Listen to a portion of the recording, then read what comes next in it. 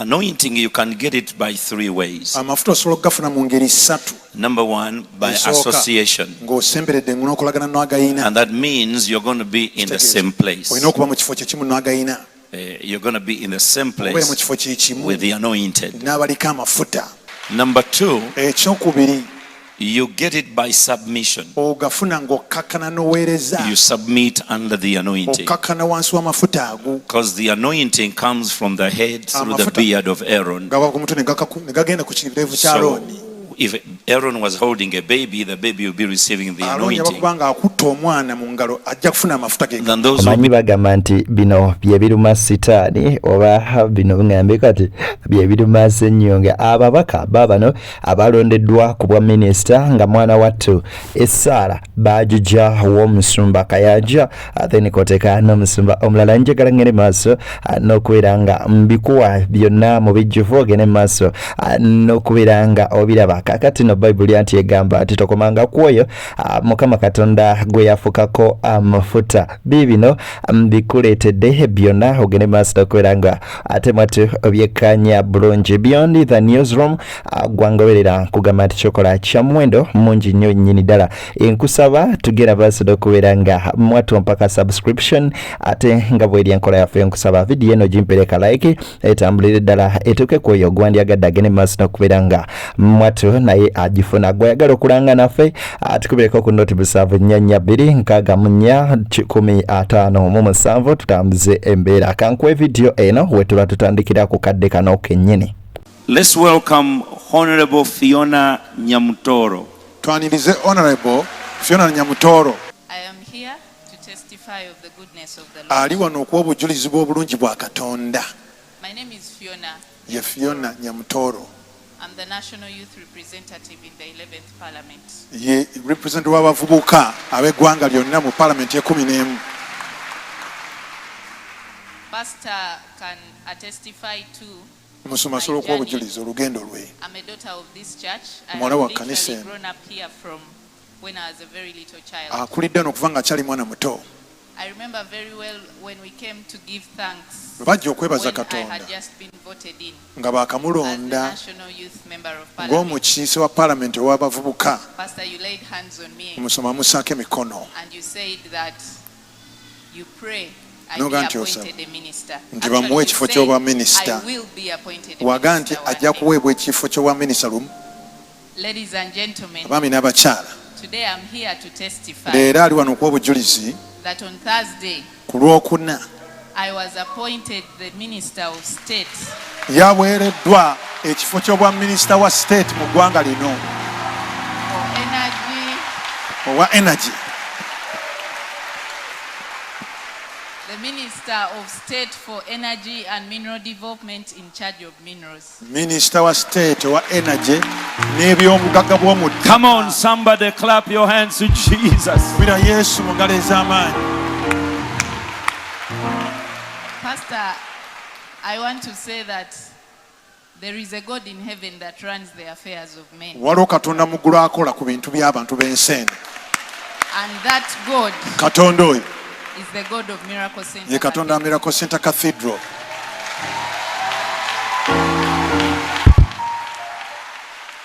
If anybody looks at me and does not see the glory of God, Omuntu then I think bw'amutunuulira they are blind. n'atalaba kitiibwa kya Katonda, omuntu oyo yaziba amaaso. A friend of mine called me. Mukwano I gwe was omu not even on yamukubidde the essimu. phone. Tebadde na ku ssimu She had traveled to the United nga States. yagenda mu Amerika. She calls me and she says, Fiona, you have been appointed N'agamba minister. Fiona bakuwadde ekifo ky'obwa minisita. She loves joking a lot, so I Ayagala thought nnyo it was a okusaagaasaga joke. ne ndowooza nti nali mu kusaaga. Today is Sunday and it is true, I'm not dreaming. Leero lwa Sande ebituufu siri mu kuloota.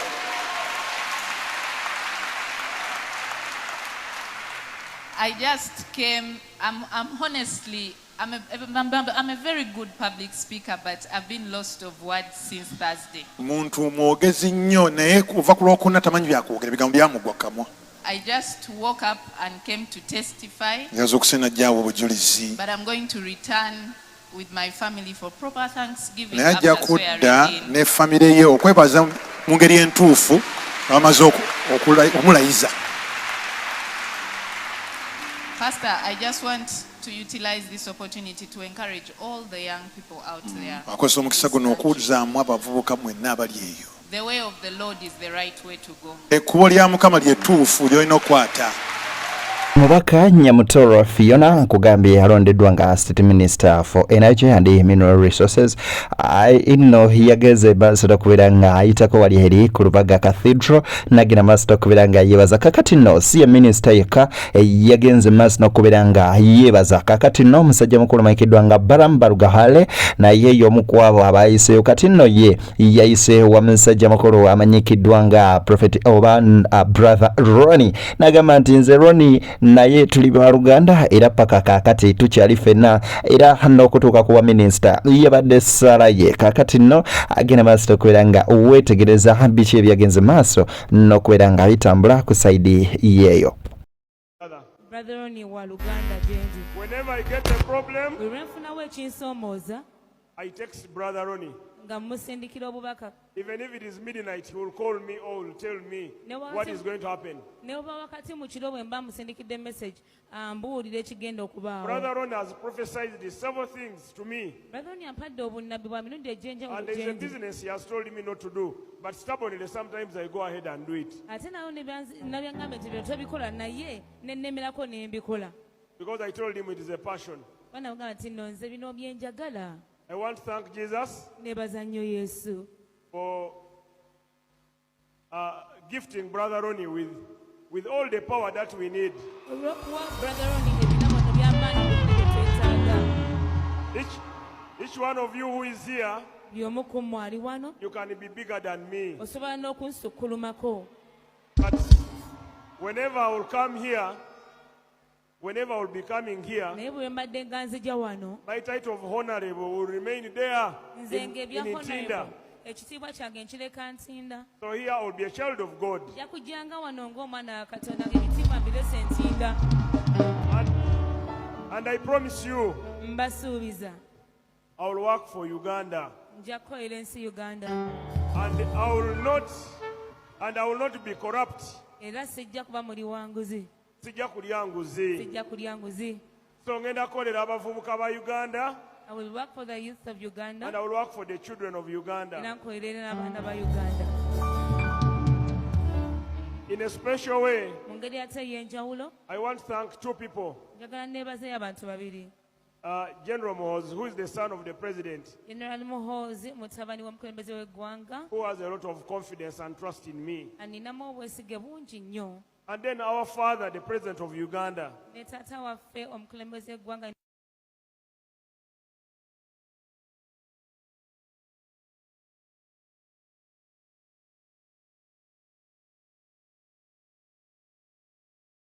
ne Uganda, Who makes the decision to choose the best or the worst for Uganda. asalawo okulonda ekisinga kuba ekirungi oba ekiri But this Uganda. time round, Naye ku mulundi guno Mukama yalonze omuntu omutuufu. the Lord chose the right person. Nja kusaba Brother Ronnie. I asked Brother Ronnie, Brother Ronnie, I will ask you, we sing for Jesus. You know, Brother Ronnie muyimbi, ate nze ndi promoter. Genda musaba atekeyo oluyimba tuzinire Katonda. Brother Ronnie is an artist and I'm a promoter. Let us sing for Jesus. Bannange mwebale nnyo, musigale nga mutusabira. Thank you Musabire always for Uganda. us.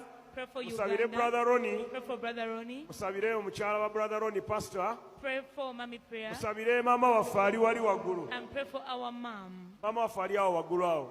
Wandabye n'angamba, congratulations. Stop me and say congratulations. Then, Brother Ronnie, I want you to bless each one of these people to become ministers. Brother Ronnie, njagala bano- Amen. Take it. Nkugambye Balamu Barugahara yasinziridde eno nasaba nno buli omu bamusabire afuuke minisita. Bannange simanyi ndowooza naawe yeetaaga owa minisita ayitireeyo oba oliawo ebintu kye bikyogera basita okubeera nga bitambulira. Kakatido wabaka maleyo obujulizi bwa mwana Kyennya wulira nno Nyamutoro ate tugere basita okubeera nga tosiibula. There is absolutely no one that can take credit for this elevation except God. Teri asobola gama kino yakikoze okujja Katonda. There is not one single tongue that can stand and say they lobbied for me. Teri muntu asobola gamba nti nakubidde akabega. Can say they recommended me. Teri n'omu asobola gamba nti nakusembye. All the glory goes to God and Ekitiibwa the Holy kyonna Spirit. kya Katonda n'Omwoyo Mutukuvu. Pastor, thank you so much for Musumba webale standing nnyo with us olw'okubeera as a naffe shepherd. Thank you so ng'omusumba. much for praying Webale nnyo with our olw'otusabira family. tusabira famire yaffe. And thank you Webale nnyo. for Webale nnyo teaching us the ways of the Holy olw'otuyigiriza Spirit. engeri z'Omwoyo Mutukuvu. Amen. Amen. Come on, stand up on your feet and clap your hands to Jesus. Mirira ku bigere byo okubira Yesu engalo. Isn't the Lord so amazing? Mukama teyeewuunyisa. Me, I was traveling and then somebody sent me the letter His Excellency wrote to appoint people. Nze nali ntambula oli nampereza ebbaluwa okuli And he said, look at it closely because it's too long, the cabinet is too big. Cabinet nene. And then he called me, he said, look again. Naga wetegereze nate. Look again. Damutunule olabe. Minister of Energy. Minister Look Energy. down there. Tukira wansi eyo So state minister. I shouted. I Nenkuba was at the enduru. airport. I Ate ku kisaawe shouted. nempoggana. I said, God is so faithful. Katonda mwesigwa. And He's going to make it happen for you. Agenda kikolera. Come on, somebody shout hallelujah. It's going to happen. Hallelujah. Kigenda kubaako. It's going to happen for you. Kigenda And kubaako. Pastor, I forgot to mention that the whole country has been amazed. Ensi yonna yeewuunyiza. If I had been appointed minister for youth, Babamuwa bw'abavubuka. Yeah. Abantu bali badde kale. but everyone is wondering, Ebuuza. what is it that the president saw in President this young yakulabyemu lady? ki mwana muwala. Out of all the members of Ku parliament, bamemba ba parliament bonna 529, bali out 529 of 40 29. million Ugandans, Miliyoni 40 bannayuganda. the Holy Spirit just landed Omwoyo on me. Mutukuvu yagambye nti oyo. Amen. Setuka okubire Katonda mu ngalo ez'amaanyi. The Lord is faithful. Clap your hands to Jesus. You know, one of the things Ekimu ku bintu. that is so amazing. In Ekyewuunyisa. fact, God knows how to bring a good gift in right Katonda time. amanyi okuleeta ekirabo ekituufu mu kiseera I mean, ekituufu. with your parents being so faithful to Bazadde bo nga God. beesigwa nnyo eri Katonda. These are people who don't miss a service. Unless there's Tebasubwa something service okujja nga waliwo that is ekibaddewo. really, they always come. They Bajja buli always worship kaseera. God. Basinza Katonda buli They are kiseera. always here for Babeera years. myaka mingi. And of course you. Now, But for years. Emyaka mingi. And now you see Kakati olaba. the Lord causes a journey. Katonda atandise Even how olugendo. you won the elections. N'engeri gy'awangula akalulu. Even how you... God is faithful. Katonda mwesigwa. This is a message to all of you young Waka people. eri mwenna bavubuka. Stay focused to Jesus. Sesira ku And the Holy Yesu Spirit. n'Omwoyo Mutukuvu. The best is yet to come. Ebisinga bijja. Now, Kati. Honorable Minister, Honorable Minister. somebody clap your hands to Jesus. Kubira Yesu mu ngalo. Amen and amen. Amen. We rejoice. Come on, clap your hands to Jesus. God Kubira is Yesu mu good. ngalo.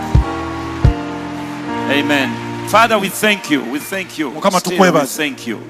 We thank you, Lord. You are so faithful. Tukwebaza oli mwesigwa. You are so faithful. Oli mwesigwa. We thank you. Raise your hand, everybody. Gola emikono gyo. Father, the ministry you've given her Minisita gy'omuwadde. will require a lot of wisdom, Yeetaga amagezi mangi. knowledge, Okumanya. accuracy, Okutuuka ku nsonga. understanding. Okutegeera. My Father, Kitange. even it will require a brand new set of lenses. Kwetaaga endaba empya. Lord, I pray Kitange nsaba. during her tenure of office, Mu tayimu ye ya ofiisi. every minerals we don't even know will come on the Ebyobugagga by'omutaka surface. bye tumanyi bijja kuvaayo My birabisibwe. Father, you'll make this country richer than Ojja ever kugawaza eggwanga before. lino okusinga bwe kyali You'll kibadde. pour your blessing and your grace Ojja kuyiwa omukisa gwo n'ekisa for kyo. you. kale atakuumira mpeera agende maaso n'okubeera ng'akunkuumira ate mubeere bulungi mweraba baana ba taata tusinkane ate mukama bw'anaaba asiimye